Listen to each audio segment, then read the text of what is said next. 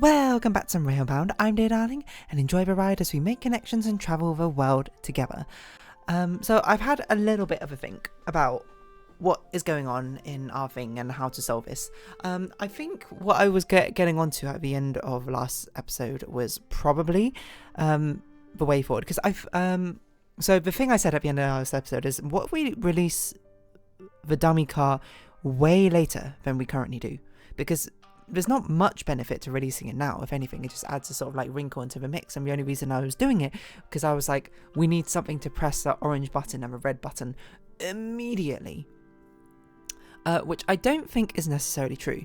And there's some things which make me think that. The first thing is the fact that, for one, instead of doing this every single time, which seems very counterintuitive, why would we do this? Why would the game dev literally put this turn in here if we weren't meant to continue on in that direction?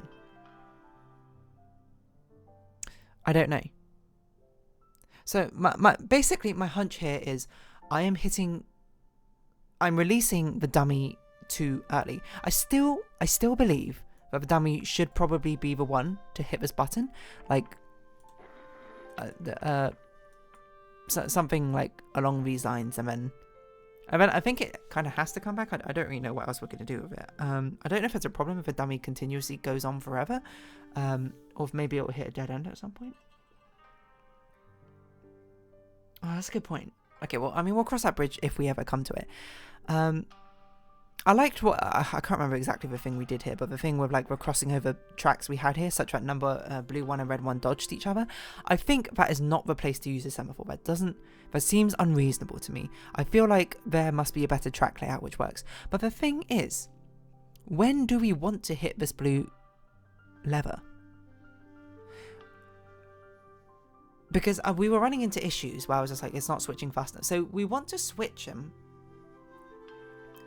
somehow after, but presumably what's happening is red is going to come along.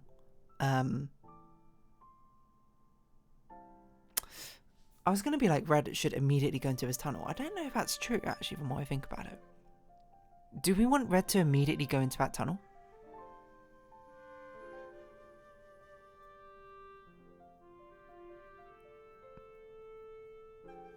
Because maybe that's why I'm going on wrong as well. But I got to challenge all my assumptions right now. Is every time I've set it up such that red will go in here. Maybe we should look at from perspective of what is red 2 going to do? Because we want them both to end up in the same place, right? So that either means, I can't imagine necessarily that we send them in from different locations. So, okay, so hold on. Before we go too crazy, we go now, it's going in this direction. If we do something that releases releases a dummy a bit later, we can have the dummy, maybe that's the key. We need to release the dummy as late as possible, such that red can still follow in from here and it will still go in that way. Because then that will switch it back to this. Why does that matter?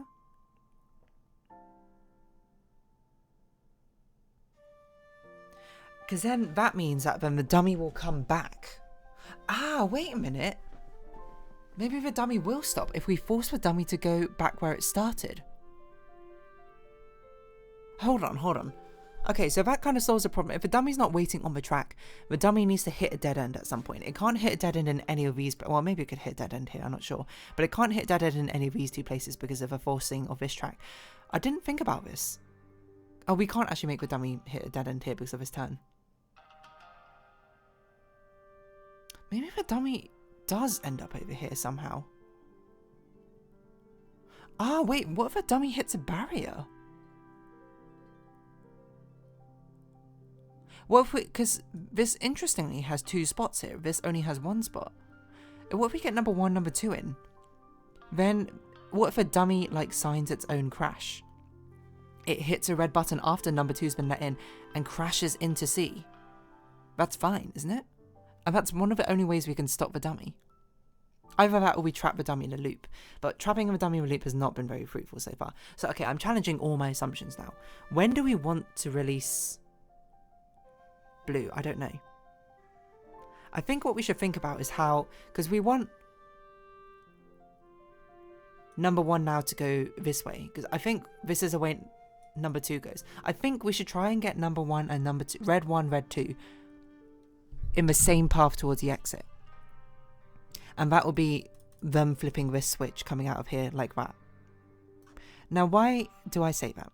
But why I say that is because now we don't have to think about timing wise of orange if we do that. We just need to hit orange once, or an even number of times. And then it no longer matters once blue is secured. Okay, so how are we going to do this? We obviously can't do that. So we're going to have to do some sort of out like this, and then we're going to have to do some sort of dodging. What do we want to be fastest? Well, blue's going to be held up here anyway, so maybe it's okay for it to be faster. So red should turn off like this. I think this dodges... Oh, the track lamps are different. Okay, wait, so I do something like this. I think this is one of the dodgy things we did before. So we'd ideally have already like to hit... Ah, wait, hold on. No, we can semaphore it.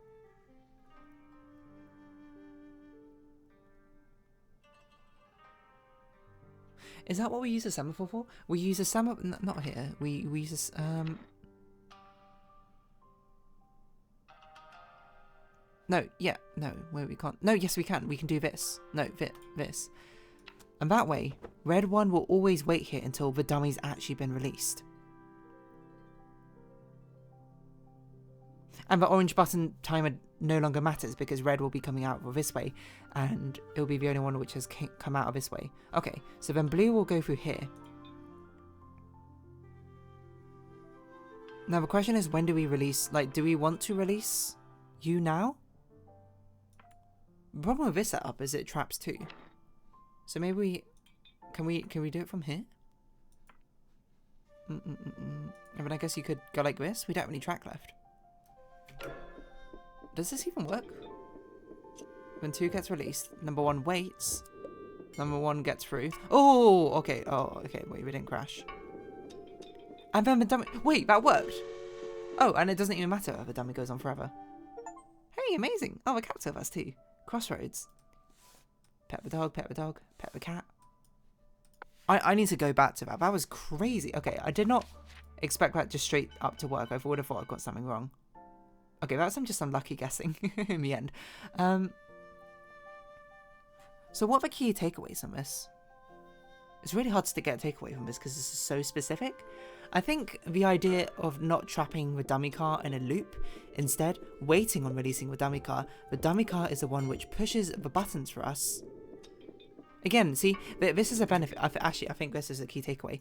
The realization that if we send both red cars through this tunnel, we no longer have to deal with pressing the orange button multiple times. And in this case, only the dummy car will hits this orange button. Right? The red one can go up and down as many times as it needs to. 1, 2, 3. It just needs to be an odd number of times.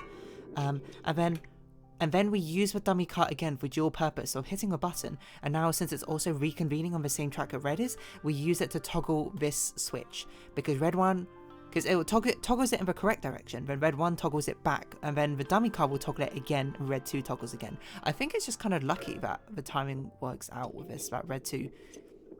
That was pure luck that red 2 does not crash it and reaches out exactly the right timing. I don't even know what blue does in all this. Blue just kind of dodges everything and just makes its way to the end. Because at this point it doesn't matter. All it matters is that the orange track is in the right way.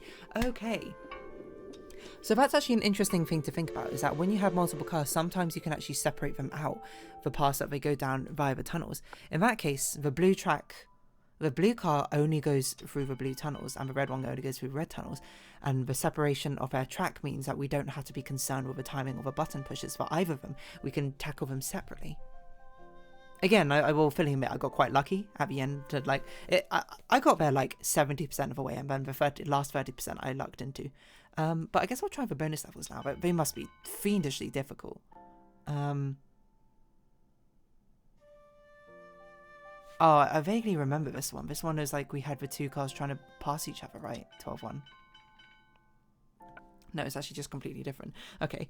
I was thinking of a different level, I guess. Okay, what?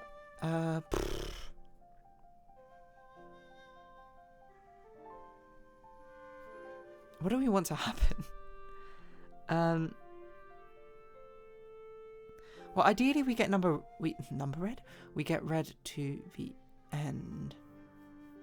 We're gonna have to do some timing shenanigans because we can't just drive them both straight forward. We're gonna immediately crash. One of them has to turn off. I don't know. I mean, it makes more sense for me for red to turn off and then actually to come back through this way, because then red will. Now we've got them separated. So blue can go up this way. Red can just go straight to the end. Do we have a set? We don't have a semaphore. And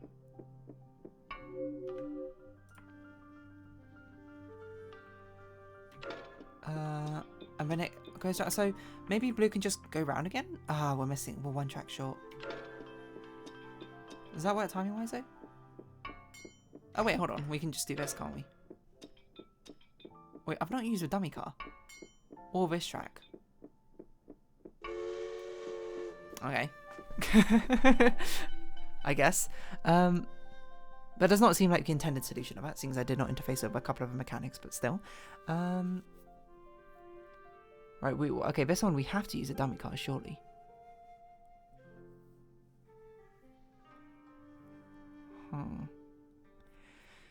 The dummy cars, presumably, are the ones which hit this button. And yes, we only need to hit them once because these are barricades blocking. So presumably this will go in here, and this will go in here.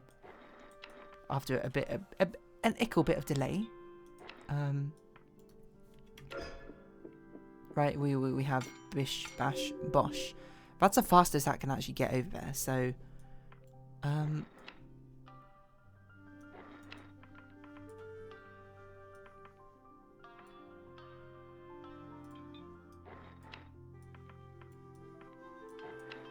How do we get the red car over it? I guess so... Oh, we don't have a semaphore. Hold on, after this gets hit and Max gets hit...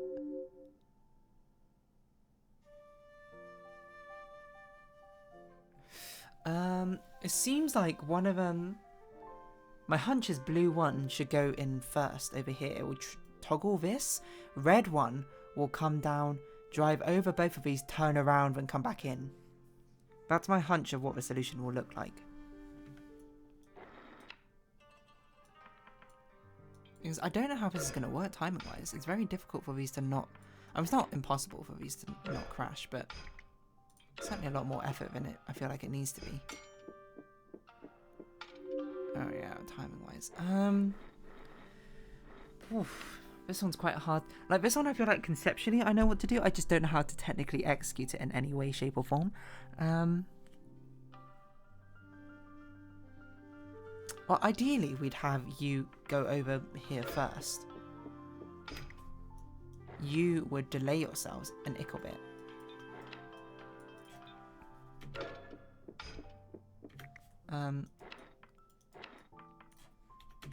I don't know if this actually works timing-wise. Oh, barely. Something like this. I mean, what does red do?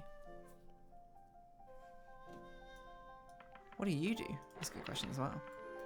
I wish we had semaphores. Yours just too quick. Jack be nimble, Jack slow the heck down.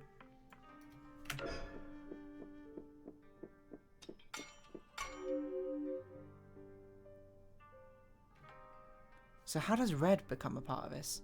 Red has to... Can't turn off like this, because then it was going to mess up blue, isn't it?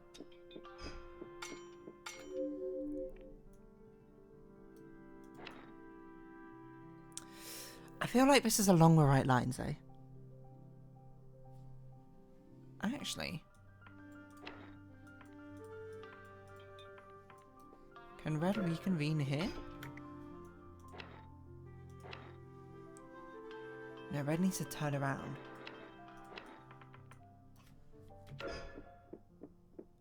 That's too fast. I wish we had a semaphore. I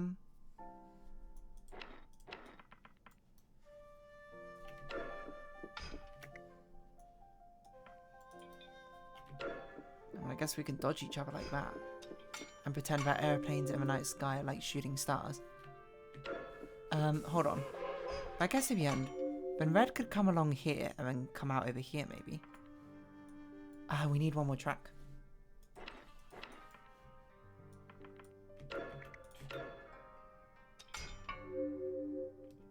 Seconds too quick.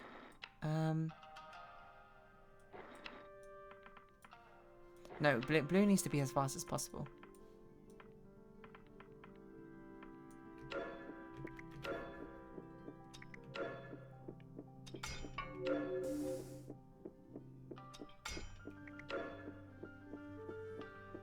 If only we had a semaphore. It wouldn't even work in this case because they end up showing a track. But theoretically, this would have worked.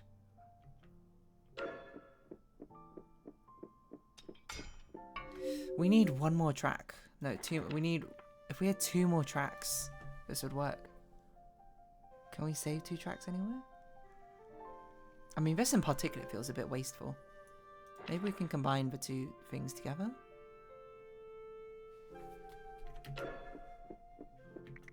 Why does it need to look like that anyway?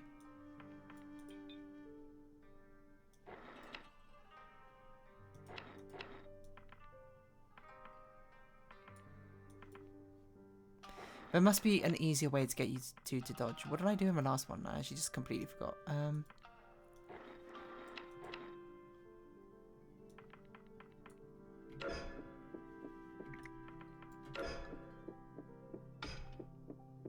Okay, so you're too fast right now anyway.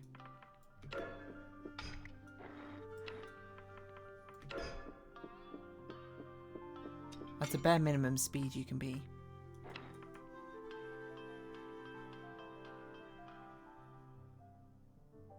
What I did last time was this was too wide, wasn't it? We don't have any more track right to work with.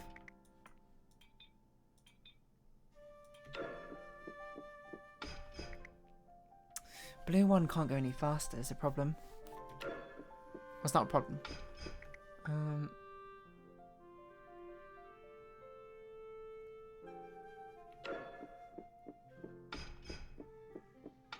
don't really want blue to wait any longer.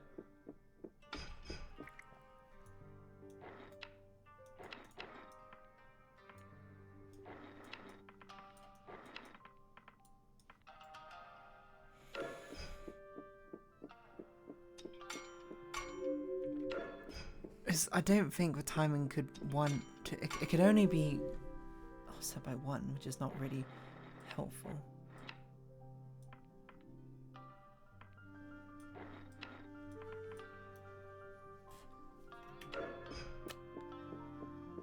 If only we can have blue be a little bit faster. If only we could have like a semaphore or something. Maybe this is not right. Maybe again this is sort of like barking up the wrong tree. I don't know what point of zooming out is on this. I mean, I guess we get to see more of a nice scenery. I feel like I've like not used a zoom out, zoom in function, like at all. This feels like it's close, but it's not quite right. Obviously, because it's not working. It feels. I mean, that's kind of what you want from a puzzle game, but to be like, I'm so close. Not quite it. I think I'm going to have to call this episode here, but I don't think I have any more ideas for this, so... Unless I've got any, like, last-second ideas? Not really. I wonder if I'm barking up the wrong tree again. Well, we know for sure one of these 2 has to go in on the opposite side, and it feels like blue is the easiest to cross over, unless we have red cross over, but then blue will have to be in, like, a holding pattern. For ages for that to happen. So I feel like this is right conceptually, so it's not right technically. Blue needs to cross over, then these 2 need to hit the buttons, and then red will come back in. Doesn't really matter how red comes back in. I'm just kind of surprised we don't have semaphores. Anyway, if you haven't been watching, thank you very much. This has been Railbound. I've been Dear Darling. Likes, comments, subscription, shares, greatly appreciated. Socials, Discord down below. Hope you see each other again, but for now, it's our farewells. Until next time, bye-bye for now.